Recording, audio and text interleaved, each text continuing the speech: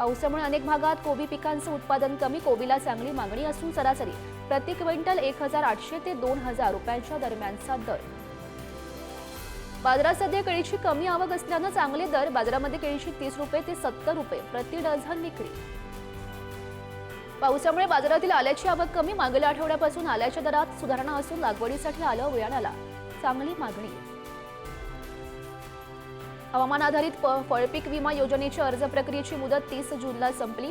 योजनेअंतर्गत पेरू, लिंबू, द्राक्ष, चिकू, डाळिंब या पिकांसाठी एकूण 224 शेतकऱ्यांचे अर्ज दाखल। मान्सूनच्या दमदार हजेरीमुळे नाशिक जिल्ह्यात यंदा मका पिकासाठी पोषक हवामान, सोयाबीनचे उत्पादन आणि दरात घट झाल्यानं शेतकऱ्यांनी यंदा मोठ्या प्रमाणात मक्याकडे वळण्याचा घेतला निर्णय।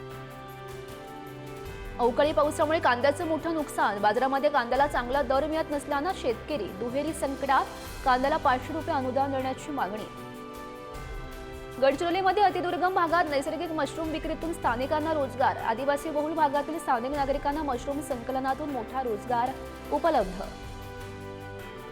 बाजारामध्ये काकडीची आवक कमी, पाऊस आणि बदलत्या वातावरणामुळे काकडीच्या उत्पादनावर परिणाम, सध्या काकडी 1800 ते 2000 प्रति क्विंटल दरावर।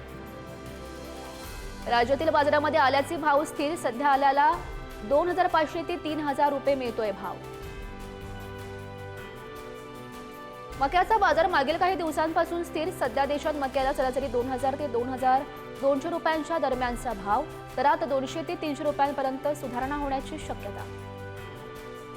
रब्बीच्या ज्वारीची बाजारात आवक सुरू, ज्वारीला सरासरी प्रति क्विंटल 2600 ते 2800 रुपयांच्या दरम्यानचा दर, दरामध्ये सुधारणा होण्याची शक्यता। बाजारामध्ये सध्या कापसाची 15000 गाठींच्या दरम्यान आवक सुरू, कापसाचे दर स्थिर असून 7400 ते 7600 रुपयांच्या दरम्यान कापसाची विक्री।